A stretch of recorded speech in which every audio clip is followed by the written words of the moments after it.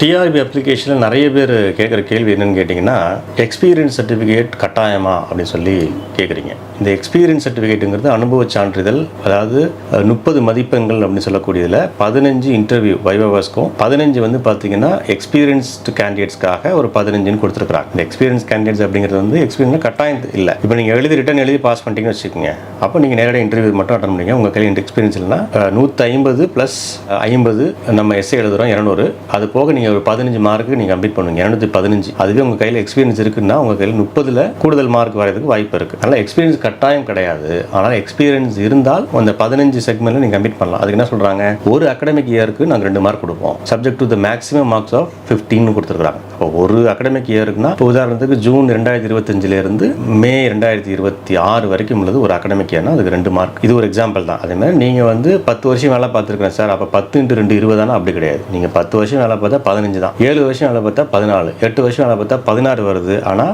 16 கொடுக்க மாட்டாங்க, 15 தான். 9 வருஷம் வேலை பார்த்தா 9 × 2 18, 18 கொடுக்க மாட்டாங்க, 15 தான். இதுதான் அவங்க கொடுக்குற கால்குலேஷன். ஆக இந்த எக்ஸ்பீரியன்ஸ் சர்டிஃபிகேட் வந்து இப்போ எல்லாரும் கேட்குறீங்க, சார் நான் டீம்டு யூனிவர்சிட்டியில் வேலை பார்க்குறேன் அண்ட் அதர் ஸ்டேட்டில் நான் வேலை பார்க்குறேன் அப்படின்னா, சட்ட விதிகள் படி நீங்கள் எலிஜிபிள் தான். அப்போ நீங்கள் உங்கள் டீம்டு யூனிவர்சிட்டியில் என்ன பண்ணுங்க, ஒரு எக்ஸ்பீரியன்ஸ் சர்டிஃபிகேட் வாங்க, அதை அப்லோட் பண்ணுங்க இப்போதைக்கு. அதுக்கப்புறம் அப்லோட் பண்ணிவிட்டு அந்த டைம் ஆஃப் வெரிஃபிகேஷன் அவங்க என்ன ஃபார்மாட்டில் கேட்குறாங்களோ அதை நீங்கள் ப்ரொடியூஸ் பண்ணுங்க. அதனால் இப்போவே வந்து நீங்கள் போய் டைமை வேஸ்ட் பண்ணிக்கிட்டு அலைஞ்சி தெரிஞ்சு டைம் வேஸ்ட் பண்ணுறது அதிகம். அதனால் இந்த எக்ஸ்பீரியன்ஸ் சர்டிஃபிகேட் எது நீங்கள் அதர் ஸ்டேட்டில் இருந்தாலும் சரி, எங்கே இருந்தாலும் நீங்கள் சம்மந்தப்பட்ட கல்லூரியில் வேலை பார்த்தீங்கன்னா அந்த முதல்வர்கிட்ட இப்போதைக்கு நீங்கள் வாங்கி என்ன பண்ணுங்கள், அப்லோட் பண்ணுங்கள். அதுக்கப்புறம் வெரிஃபிகேஷன் டைமில் அவங்க என்ன ஃபார்மாட்டில் கேட்குறாங்களோ அப்போ பார்த்துக்கலாம். புரியுதுங்களா உங்களுக்கு? அது போக நீங்கள் அப்படியே பாஸ் பண்ணியிருந்தாலும் உங்கள் அப்ளிகேஷன் ஸ்க்ரூட்டனைஸ் பண்ணி இந்த ஃபார்மேட்டில் இருக்குது, நீங்கள் வெரிஃபிகேஷன் வரும்போது இந்த ஃபார்மேட்டில் கொண்டு வாங்கன்னு அவங்க இன்ஃபார்ம் பண்ணுவாங்க டெஃபினட்டாக. அதனால் இந்த எக்ஸ்பீரியன்ஸ் சர்டிஃபிகேட் வச்சுட்டு குழப்பிக்கிட்டு இருக்காதீங்க, டைம் வேஸ்ட் பண்ணாதீங்க. இருக்கிறதே 60 நாளுக்கும் கம்மியாக தான். இதில் வந்து தேவையில்லாத சுமையாக இந்த எக்ஸ்பீரியன்ஸ் சர்டிஃபிகேட் எடுத்து என்ன பண்ணாதீங்க, தலையில் போட்டு சுமந்துக்காதீங்க. அதனால் தொடர்ந்து நம்ம செஷன்ஸை ஃபாலோ பண்ணுங்கள். 24ஆம் தேதியிலிருந்து தமிழ் மற்றும் டெஸ்கிரிப்டிவ் பார்ட்டும் சப்ஜெக்ட்டுக்கு நம்ம டெஸ்ட் பேட்ச் அண்ட் மெட்டீரியல்ஸ் கொடுத்துருக்குறோம்,